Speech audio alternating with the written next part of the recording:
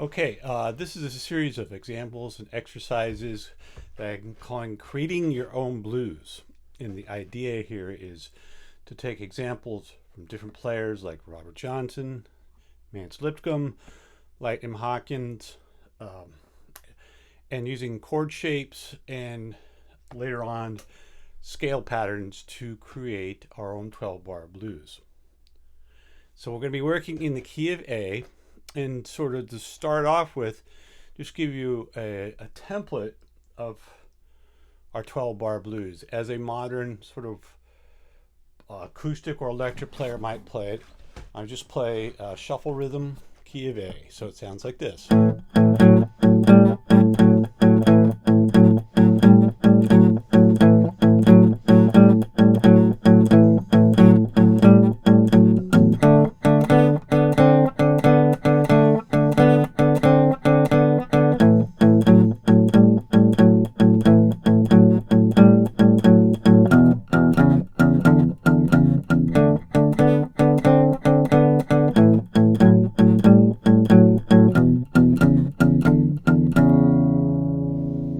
So that's pretty standard stuff, just playing two-string rhythm, shuffle rhythm. But now I'm going to take that template, that 12-bar blues, and I'm going to bring in examples of what different players would do with it. So for example, with our first 4 bars, which is just A, oops.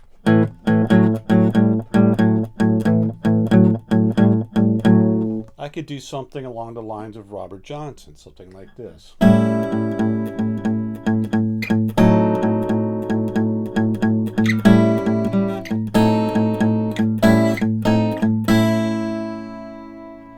You notice I'm keeping the shuffle in the bass notes there. Now I could leave that part of it out and just play quarter notes in the bass.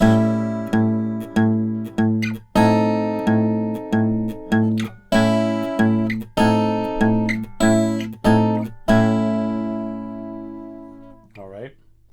Something in the style of Mance Lipscomb might sound like this.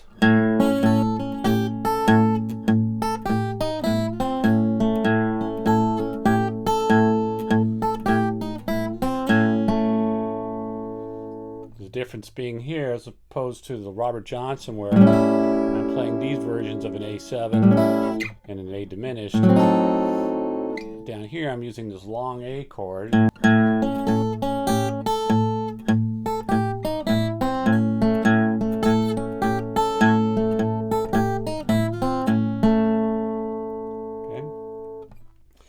What about someone like Lightnin Hopkins? He might do something like this.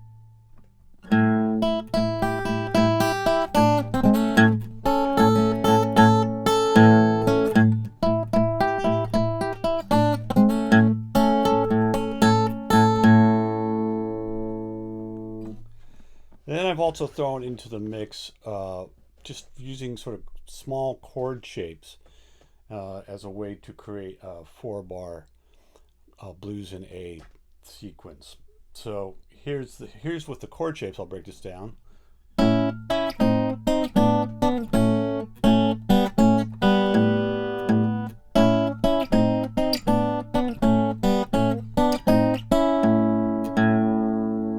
So what I'm thinking about here is I'm thinking of a sort of standard bar chord, A bar chord played at the 5th fret, E shape, but I'm just playing the 2nd and 3rd string. And then I'm going to work that down to a version of the long A or a normal A chord that we're used to. I just walk this shape down using these as passing tones so I land on that A chord there.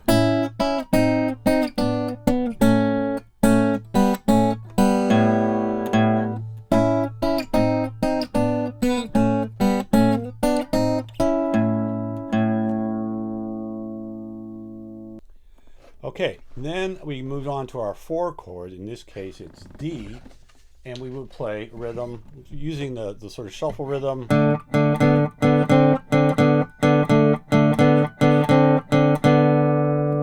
Now, what would Robert Johnson do? Something like this.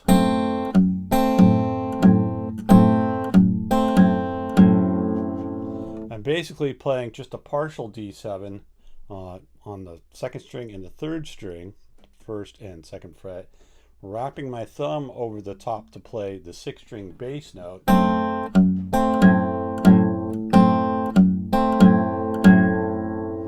And he would use a chord shape like this in some things like Kind-Hearted Woman or 3220 Blues.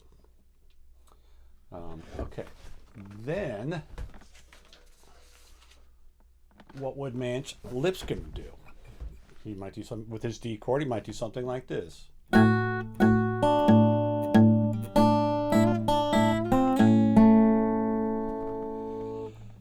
Kind of have a choice here of how you want to fret this chord. I'm fretting this like a regular D chord. However, you could just fret the top two strings, and I have a feeling that's what Mance might have done. And then the second part of that, do a little hammer on pull off there, it's like almost like a trill.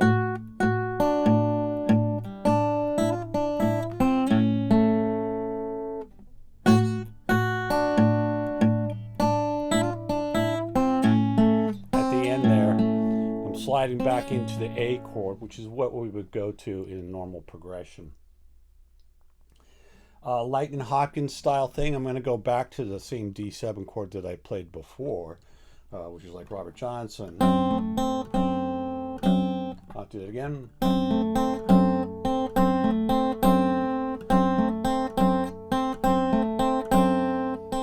of have a triplet thing going on here on the top. Playing single bass notes on that sixth string, second fret.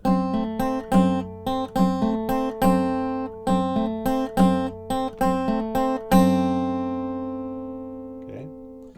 And then for just using small chord shapes, I have this example.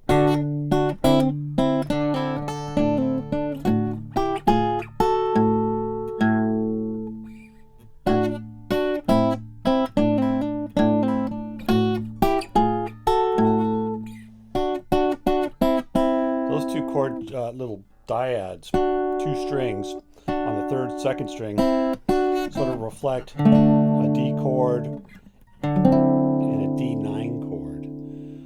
You just basically extract those two strings from those two chord shapes, and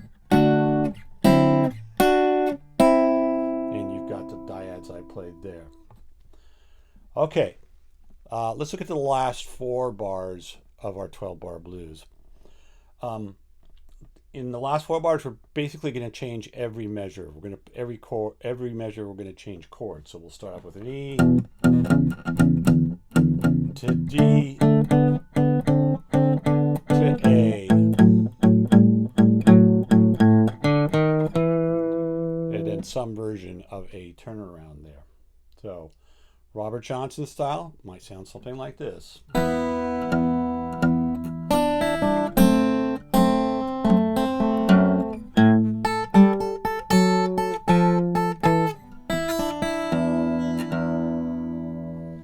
I'm starting off with an E7 chord, and I'm fretting a whole E7. You don't really need to do that. You could just play the top second string, that is.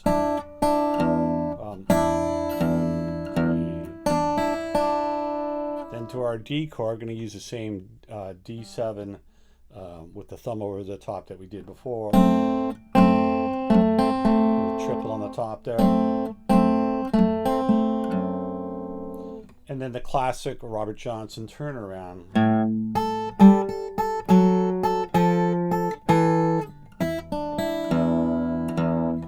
And if you haven't played that style turnaround before, definitely something you want to get down. I'm not going to explain it in detail here, but my pinky's dedicated to the first string, and then I'm walking these bass notes down on the 4th string from the 5th fret, 4th fret, 3rd fret, 2nd fret. Okay, then we have a Mance Lipscomb style turnaround. He doesn't play a full-blown turnaround. He doesn't go back to the E chord at the end, but this is something he might play.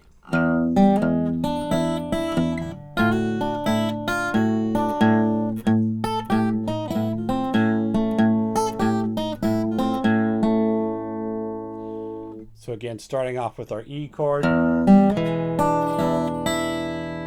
A A lot of these guys would not, I would not fret a full-blown E. They might just fret 2 strings here. In this case, you probably don't even need the 4th string. You could just go. But I'm a creature of habit, so I will fret a full E chord,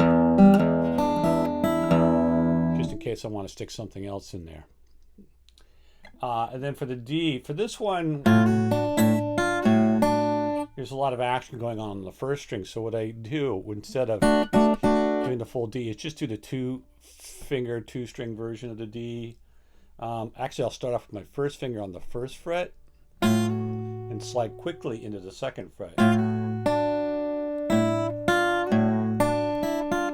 so I'm just using my 1st finger to slide and to fret all those notes on the 1st string.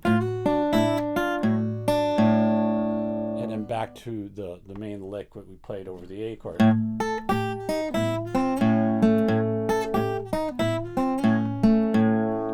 That's a lick that's something like you would play in Captain Captain. Okay, the next example I call it kind of a hybrid between something like Big Bill Broonzy, Lightnin Hopkins. It sounds like this.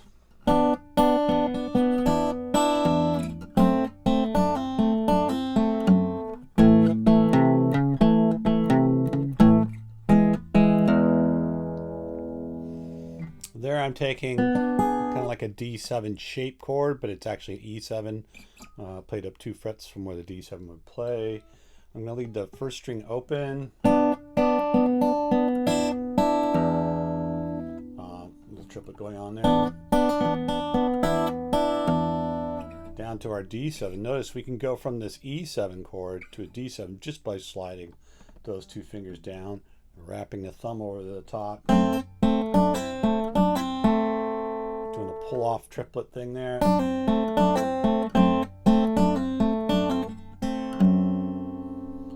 And then a little riff to round out, you know, sort of kind of classic stuff you would hear in a boogie in A. Do it again.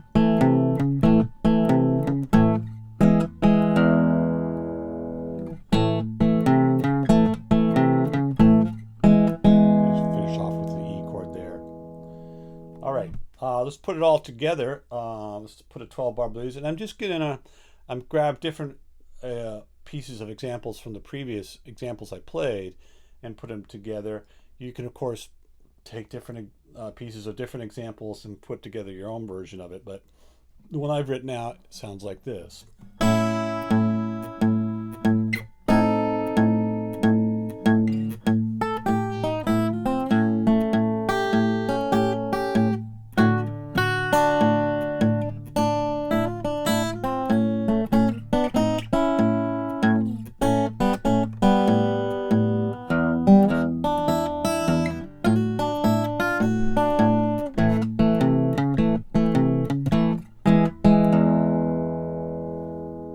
So I started off with the Robert Johnson style. Actually, I wouldn't play like that. And then I shifted into a Mance Lipscomb style. When I went to the D chord, I decided to stay with the Mance Lipscomb style. Do it again.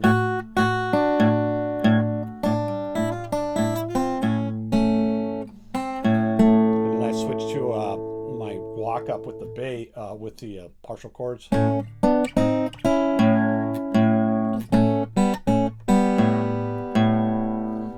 to Mance, doing the E chord. And then finish off with the little boogie kind of rhythm.